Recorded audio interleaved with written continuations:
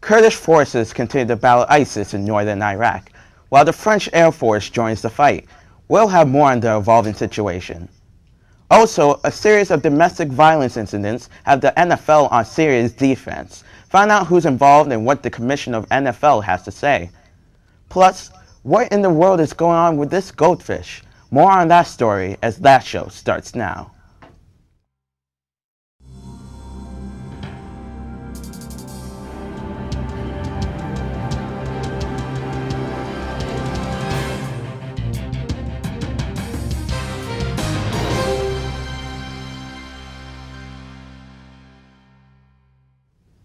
Welcome, I'm your host and welcome to the first episode of That Show, a show about the things going on in your world. Today is probably not the first time that you heard of ISIS, the fundamentalist Islamic group fighting for an Islamic-controlled state. The Senate has voted on the $500 million plan to train Syrian military soldiers. Reporter Mary Maloney has more on that situation. President Obama huddled with his top military commanders at U.S. Central Command in Tampa, along with international partners in the fight against ISIS. He told service members the U.S. won't mount a combat mission in Iraq, but rather lead coalition partners to success. Whether in Iraq or in Syria, these terrorists will learn the same thing that the leaders of al-Qaeda already know. We mean what we say. Our reach is long. If you threaten America, you will find no safe haven. We will find you eventually. This comes as ISIS releases a new video that suggests its militants would target and kill American ground troops should they be deployed. Meanwhile, President Obama's plan is being debated in the House, arming moderate Syrian rebels currently battling the Syrian government and its president, Bashar al-Assad. The measure passed the House of Representatives, but with some opposition. It fails to seek a clear mandate of the American people. And because it asks this body to approve only one small portion of an overall strategy that is continuing to evolve. Meanwhile, the Senate Foreign Relations Committee grilled Secretary of State John Kerry on the ISIS strategy. The issue that confronts us today is one on which we all ought to be able to agree. ISIL must be defeated. Period. End of story. Senator Joe Manchin, a Democrat, took to the floor to oppose sending any money to rebels he says we can't fully trust. If the moderate opposition has to choose between defeating Assad and defeating ISIS, why do we believe, think about this, why do we believe that they'll choose our priority over their own? In Atlanta, I'm Mary Maloney reporting. Fall is back, and that means the pro football season is finally underway. But it has not been an easy start to the season.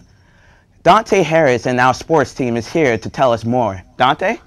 Multiple incidents of domestic violence have occurred involving NFL players and are getting national attention. That's right, Dante. Players have been sidelined and some people are calling for the commissioner to step down. Our reporter Vlad Bello has a closer look. Former NFL MVP Adrian Peterson of the Minnesota Vikings has been benched yet again for the 2015 season and has to remain away from all team activities until all legal proceedings are resolved. The Minnesota Vikings owner said, quote, "We want to be clear, we have a strong stance regarding the protection and welfare of children, and we want to be sure we get this right." And as if Peterson's troubles weren't enough, Ray Rice also finds himself sidelined. Ray Rice's punishment is unquestioning compared to Peterson's.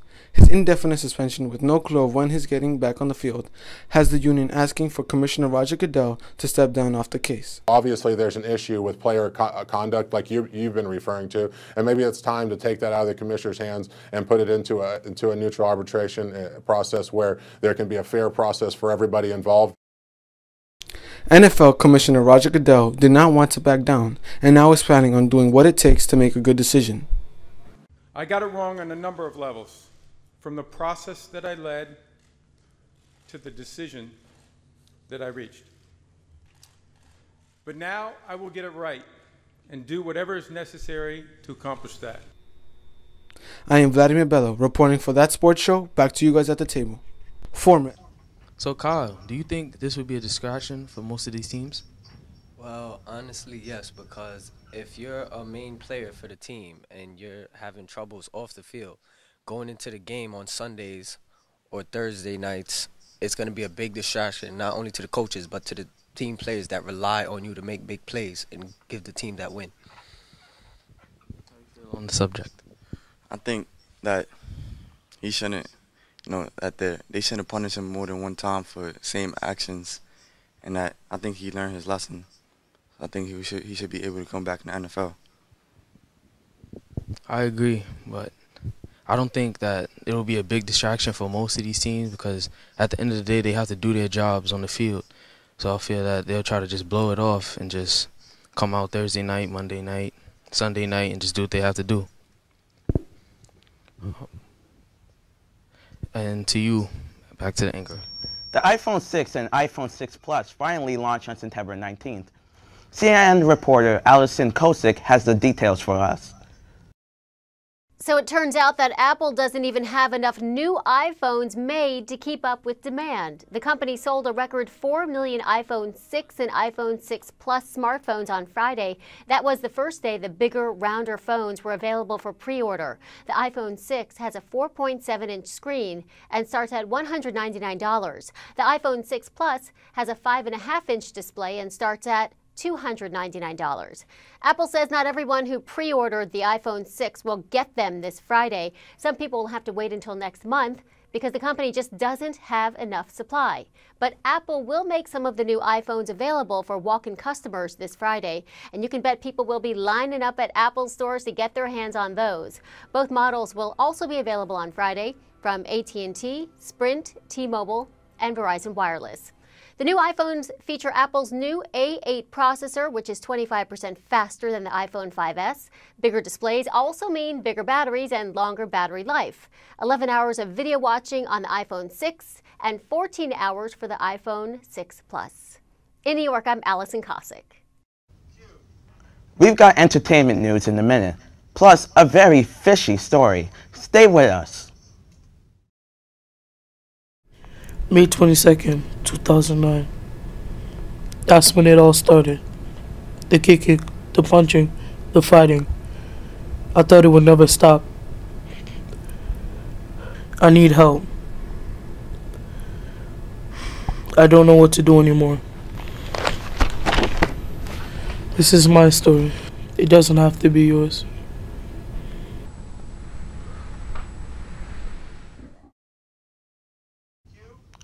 President Obama addressed the Ebola virus outbreak, saying it is spiraling out of control, and announcing a major increase in the United States response. Here's Sandro Rodriguez with the details. Global threat, and it demands a truly global response. President Barack Obama visited the Atlanta headquarters of Centers for Disease Control and Prevention Tuesday for a briefing on the Ebola virus epidemic.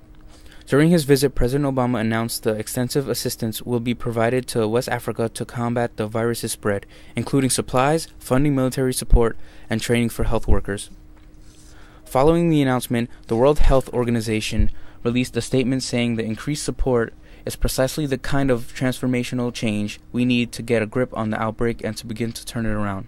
In West Africa, Ebola is now an epidemic of the likes that we have not seen before. He assured Americans there is little danger of an outbreak in the United States. The sooner we get control of it, the better, and the less expensive it will be.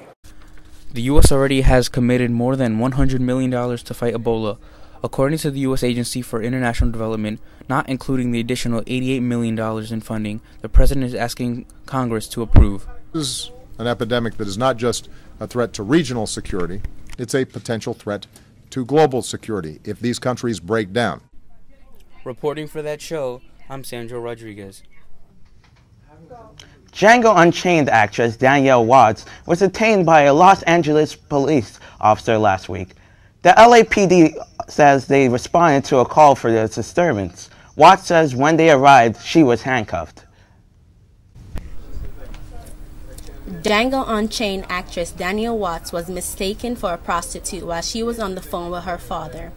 Danielle and her white boyfriend, Brian James, accused the officer of being racist for questioning them about showing a little affection in their car. Danielle Watts was handcuffed to the refusal of showing her ID card. When the officer came up, he didn't even ask me for my ID, he asked Brian. So he didn't even give me the respect of telling me what happened. You know, so for me, if he had come to me and said, "Excuse me, ma'am, like, you seem like a respectable person, but, you know, someone made a call. Can we just talk to you for a second?" The whole situation would have been different. Absolutely. But he came at it with a very condescending manner that I feel like is typical of what's happening in law enforcement across the country right now. And if we're the country that's supposed to be representing freedom and equality for all, then I think that our police officers should be trained in treating people with that sort of dignity. Legal experts say the officer did have the right to request identification if he suspected illegal behavior. I'm Tice Johnson reporting from That Show. That's it for our first episode of That Show. I'm your host, Melvin Paul. Thank you for watching, and we'll see you here next time.